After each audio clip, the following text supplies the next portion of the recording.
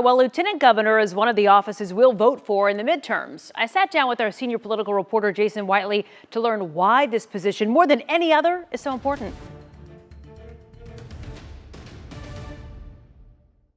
I wanted to talk to you about not just the races that are happening that we're watching so closely, but the position. So we've got the job title, right?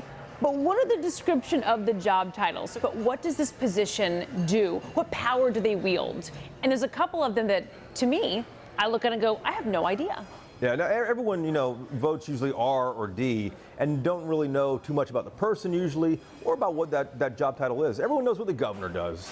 Lieutenant governor is a little tricky. In a lot of states, the lieutenant governor is not as powerful as they are in Texas. The lieutenant governor in the state of Texas essentially runs the legislative game.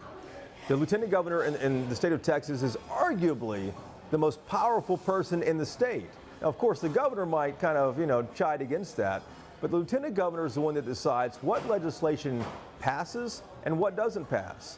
And if the lieutenant governor can get enough support around a certain bill and send that on to the governor, if they're in the same party, it's going to pass. If the governor is not in the same party, then the lieutenant governor can make sure that they have a veto-proof majority to get that bill passed. So at the end of the day, lieutenant governor, which is the #2 position in the state, can really be the most powerful position in Texas.